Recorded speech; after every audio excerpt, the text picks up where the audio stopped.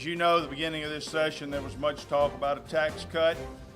A lot of ideas have been put forward. But we as Republicans in the House decided that if we're going to do a tax cut, and that is going to be a matter of discussion, then we want it to be real. This is an appalling lack of vision on behalf of the House leadership. House Republicans want to eliminate the state income tax. At Issue starts right now.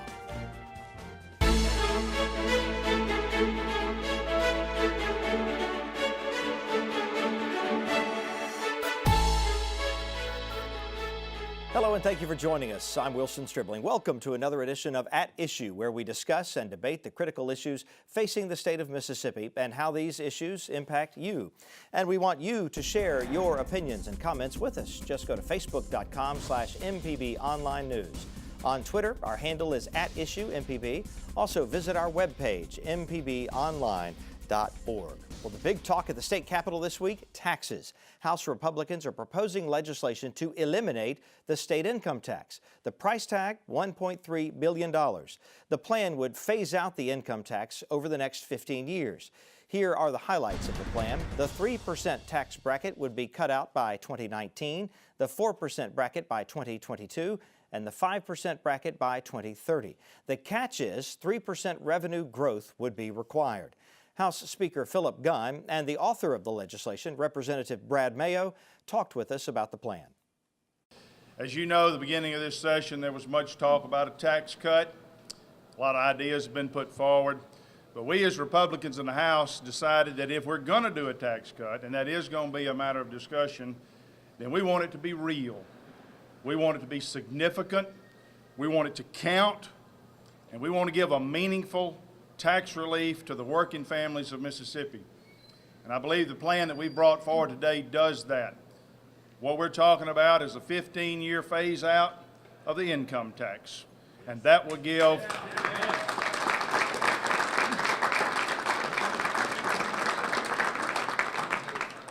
give significant financial relief to the hard-working families of Mississippi who pay that tax. This is a way for us to grow ourselves out of income tax. We're not going to slash services to do it. We're going to grow our way out of paying the income tax. And I think that is a very prudent model, and I think that that's one Mississippians can believe in. You're going to have to help me understand what is grow our way ourselves out of paying income taxes. What does that mean? That means that we will only be reducing the income tax in years where the growth would exceed the reduction. So we are not going to have less money because of this. We'll still have more money based off of every projection. In fact, we'll probably grow at twice the rate of what we cut. So we'll still have more money for government. It will just not as keenly be onus on income tax, and over time we will not be paying an income tax with this plan. Spoke with Democratic Representative Bobby Moak and Patsy Brumfield of Better Schools, Better Jobs about eliminating the state income tax. Both say the plan is simply an election year promise. First of all, everybody's got their tax cut this season. This is the season of tax cut because it's an election year. Governor has one, Lieutenant Governor, and now evidently the Speaker and the Republicans in the House have one. What this would do is simply eliminate that out of the budget. What the overall effect would do would be to starve schools, your local school districts, which would mean that the locals have to pick up tax money to run those schools, more than they'll ever receive in an income tax break. It'll starve out schools like Ole Miss and Mississippi State and cut their funding tremendously to the tune of the 1.3 or the 1.6 billion dollar number, whatever you want to talk about. It'll cut back on everything else that state government runs, from fire trucks at your local volunteer fire department all the way down.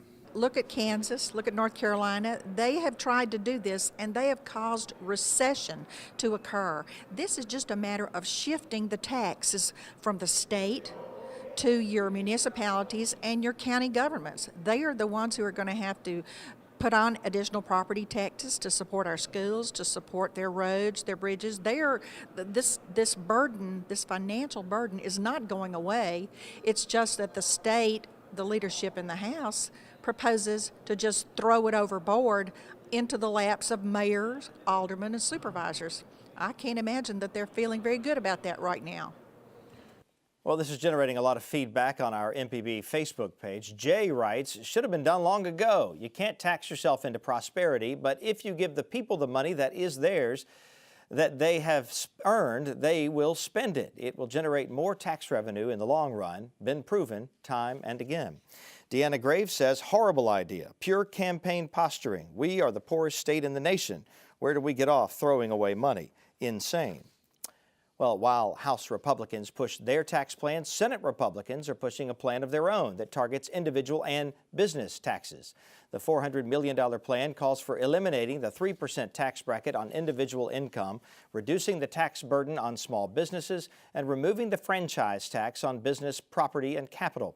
We spoke with Republican Senator Joey Fillingane and Democratic Senator Hob Bryan about these competing tax plans.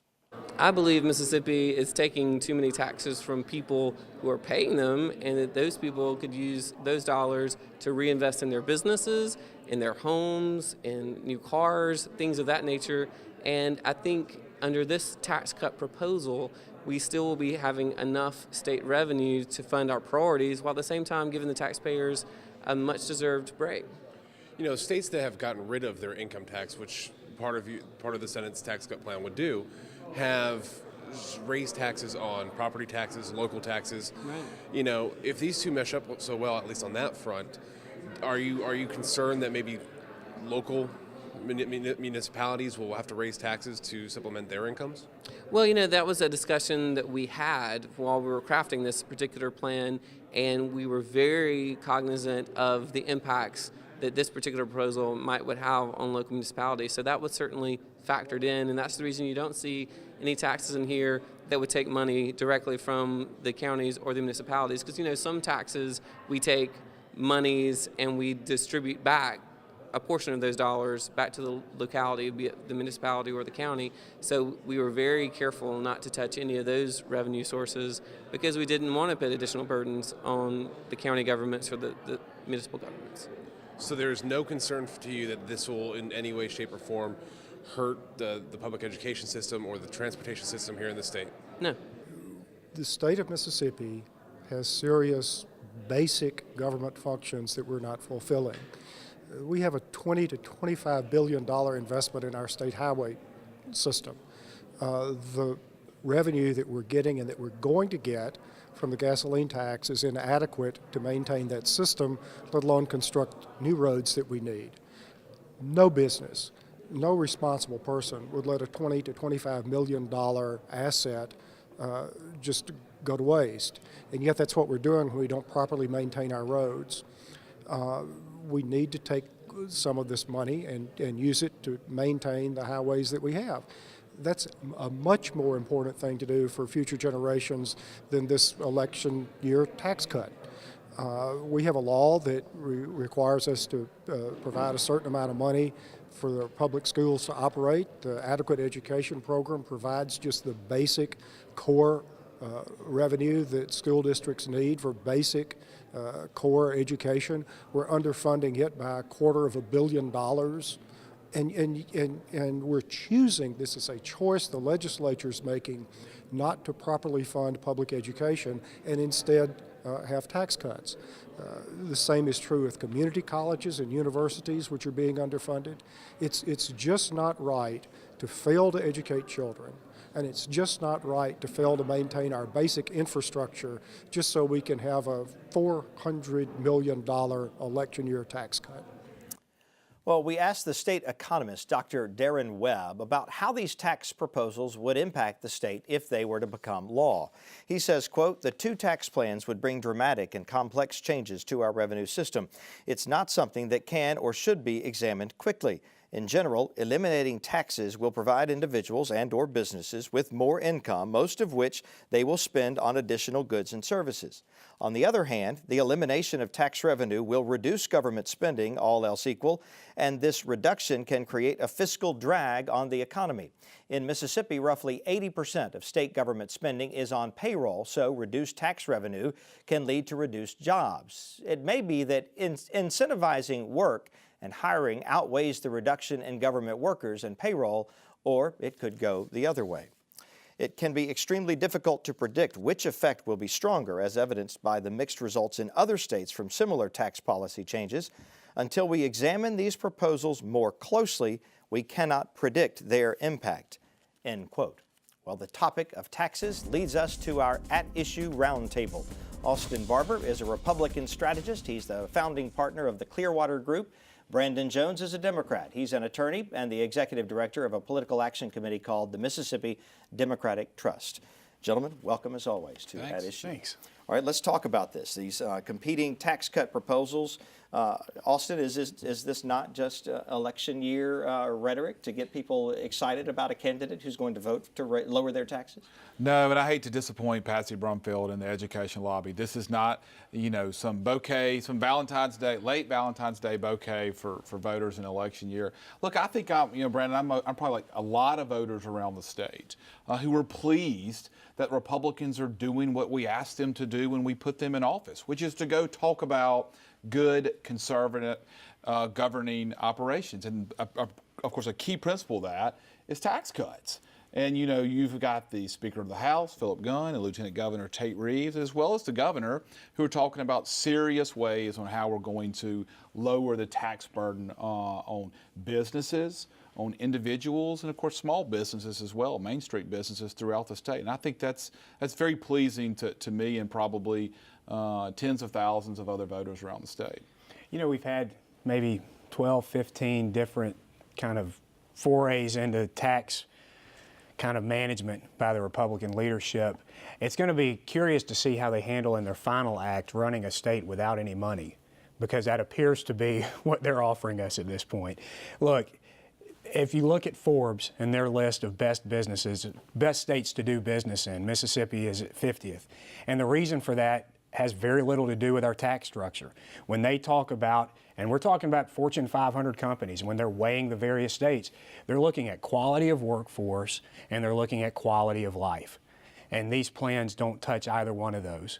And in fact, what they could have the impact of doing is making our infrastructure weaker, making our school systems even weaker, making some of these things that are bedrock parts of having quality of life, of having a good workforce, even weaker. So you could make a pretty good argument that, look, cutting out all the funds that are needed to run a state could leave us in a much worse position with companies looking to invest in Mississippi. Well, where Brandon is absolutely incorrect is talking about the Forbes study and how none of the different aspects of these two tax plans do anything to help the Forbes study.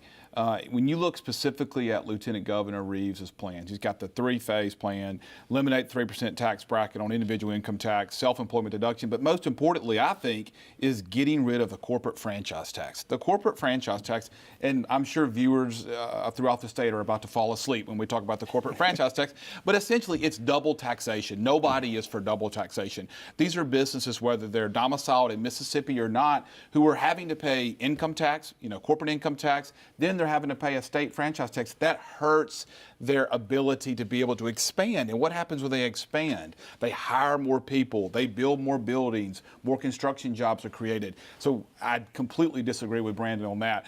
Getting rid of the franchise tax is a very important step to helping Mississippi. I think the sad fact in Mississippi is that so many of the folks who cheer on these measures don't see any benefit from them. 83% of businesses in Mississippi pay less than $150 a year in taxes. And so there's kind of this political Pavlovian response. You can throw tax cuts out there and it sounds really sexy, it sounds great during a campaign year, but Mississippi's tax structure is one of the weakest. We are giving away the farm to any corporation that comes down here and promises us a job or two. And as we saw during the last administration and this one, they typically are gone within a year or two after they've taken the tax benefit. And so quality of life. Is this a place where you want to locate your business? Do my people want to live there once I put a industry up? Those things matter, and we're eroding that day by day. Millions of people will see, and we only have, 2.5 to 3 million people in the state, but at least 1 million or more people under Lieutenant Governor Reeves' plan will see a tax cut. And obviously it varies from different degrees. And then, of course, under the Speaker's tax plan in the House, when you're going to eliminate the individual income tax, people, hundreds of thousands of people will see a big difference. And yes, we do want to make quality of life. Republicans are focusing on that. We've talked a lot about education. What is a Republican-led legislature doing? They're focused on giving $110 million more dollars for K through 12 this year versus last year. They gave the big teacher pay raise last year, and they're working to give assistant teachers pay raise. So quality of life is very important. Educating, having a quality workforce for businesses to invest. So Republicans aren't just trying to focus on one area or the other. They're focusing on big areas that voters told them to go focus on. I think that's all well and good, but there's no data to support any of this. I mean, I feel really bad for our economist who was just talking, who couldn't find any footing to stand on. That was kind of like, well, it could be good, could be bad, could be something else. Thanks a lot. But the truth is, Jeff Smith from the floor of the House said, hey, we haven't talked to any economist. We don't know if this is going to work. We don't know if this is good economy. We don't know if this is good policy. He said, if this is like the Kansas plan, throw sharp objects at me. Well, what we truly don't know as we sit here today, Austin, is really anything about the impact of this on our state. But we do know this is not a state that can give up the farm. Well, we still have more than 30 days for the legislature to decide, debate, and discuss these tax plans and figure out what they're going to do. Let's look to our neighbor 2 states over in the state of Texas. Look what they did with conservative government, okay? What did? They kept their, they balanced the budget, lower taxes, and they created about 2 million jobs in 10 years. So let's look at our neighbors next door, and I think that's what our governor, our lieutenant governor, and our Speaker of the House is doing to see what Governor Rick Perry did during his time as governor over there. Maybe in a month or two, we too can declare that we're going to secede from the union if things don't go our way in Washington. I don't think so, but if we can attract businesses the way the state of Texas has, I think we'd all be pretty daggum happy. But the question comes up, and it came up from some of our viewers there, is can we afford something like this? And that's where I think you have the debate about whether it's an election year promise. And doesn't it put Democrats in a tough spot? Because here, if you're not supporting this Republican plan for a tax cut, you go on record voting against it. That's not necessarily going to sit well with the voters. Which I think is precisely why you saw 18 Democrats voting with House Republicans to pass the plan. Look, doing the real hard work, the adult work of government is typically not all that politically palatable. In this day and age, in a state like Mississippi, you could call just about anything a tax cut, and woe be unto the politician who stands against it, regardless of how good or bad it is. And that's the environment that we live in.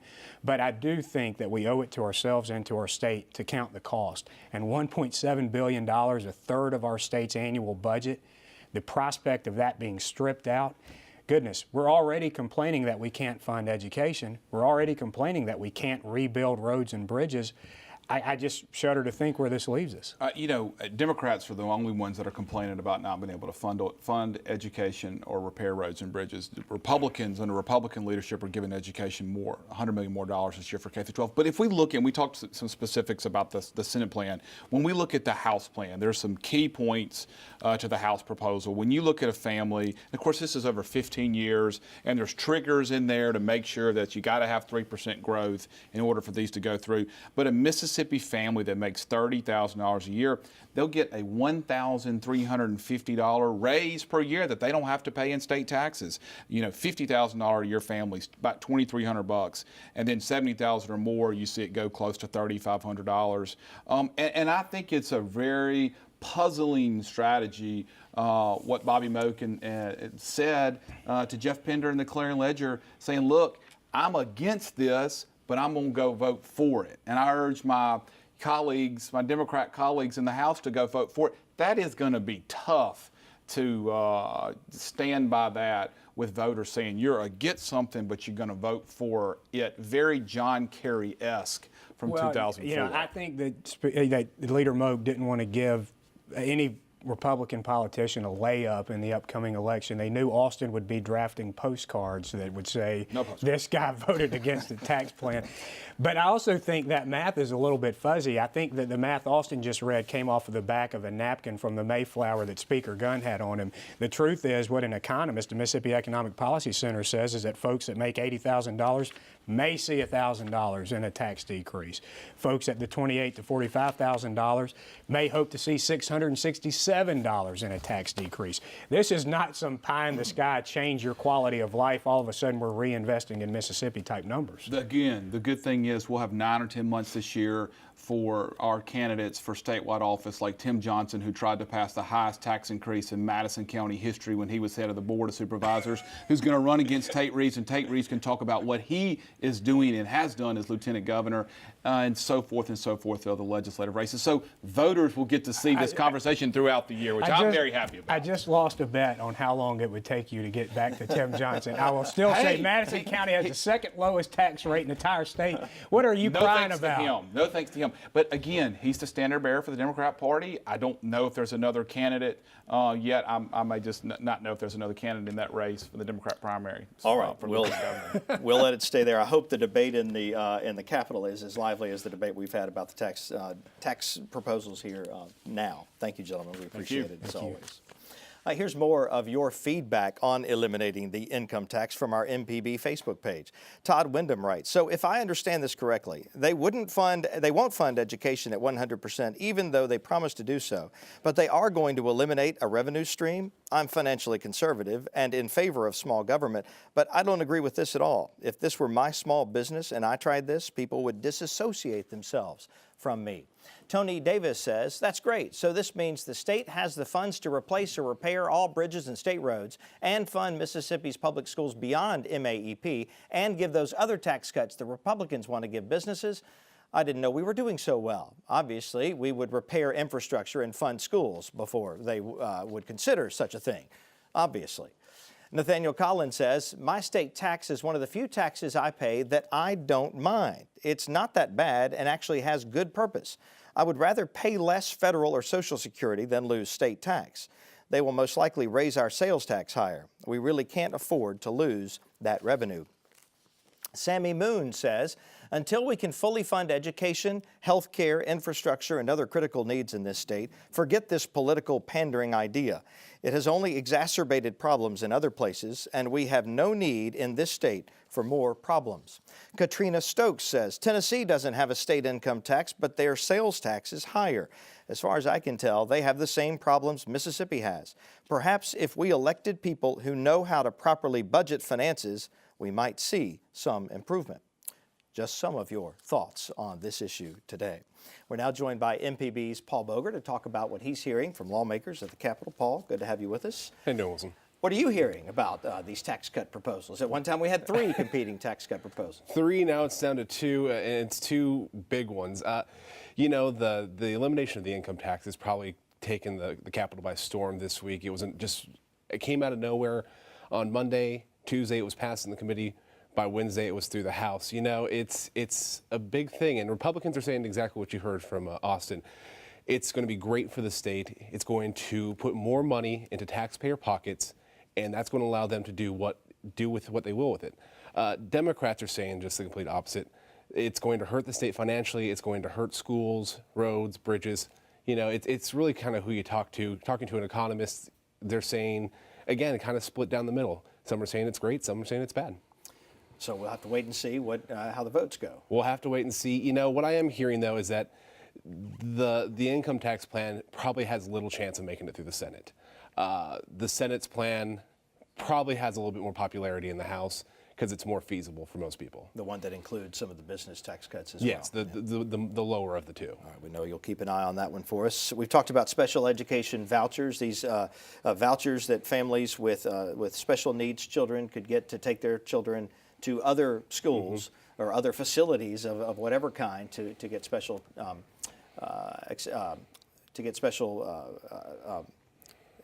services for their children. Yeah, you know, and that's part of what's going to be happening over the next couple weeks. The deadline to pass all of the bills out of your own house or out of your own chamber was this week. So the Senate will be taking up House bills, vice versa, and the House passed the Senate plan on special education vouchers. So you're going to be seeing that move through the Senate, or through the House, excuse me, and really pick up some steam there. It's a very popular bill in both chambers. The deadline has come to qualify to run for political office. We had one today in particular, an attorney general candidate, might be a high-profile candidate, a challenger for Jim Hood, and some others. What do you make of all of this, and what are you hearing at the Capitol as far as reaction? You know, it is relatively early in the election process, but really big news today. U.S. Prosecutor Mike Hurst announced that he's running as a Republican against Attorney General Jim Hood in that particular race. He's best known as the prosecutor who's currently going against Chris Epps and McRory in that particular case, in that corruption case. And a lot of folks had never seen him until earlier this week when he was in front of the cameras talking about the case against Epps, and Epps pleaded guilty. Exactly, has gotten a lot of steam in the last couple of weeks. But there's also some others, you know. There's officially a Democratic challenger in the auditor case, and this one's particularly interesting because it's the first that I know of openly gay woman running for auditor, at least state office that I know of here in Mississippi. She's best known as, her name's Josie Pritchett, a Democrat from Jackson, and she's running best known for being part of the lawsuit that helped overturn Mississippi's ban on same-sex marriage. So we'll see what happens there. That's already a tight race, or a big race for Republicans. I think there's 3 candidates in that race already. But there's also another candidate running for Lieutenant General against Tate Reeves. This person is Alicia Nelson McKinley. She is from Moss Point, a teacher who actually teaches in Alabama and is running against Tate Reeves. No one's really heard of her. This is the first time she's run for state office, but it's going to be interesting to see if she can gain some steam from folks who might be a little angry with Tate Reeves over the last couple of years. Yes, election year is always very interesting in Mississippi, as you know, and as we've been discussing today for a lot of reasons, this will be another interesting election year for a lot of reasons. Paul Boger, thank you so much. Thank you. We appreciate your insight with us today on At Issue. We are out of time for this week's edition of At Issue, but we invite you to join us again next week on MPB for another At Issue. I'm Wilson Strickland. Have a good day.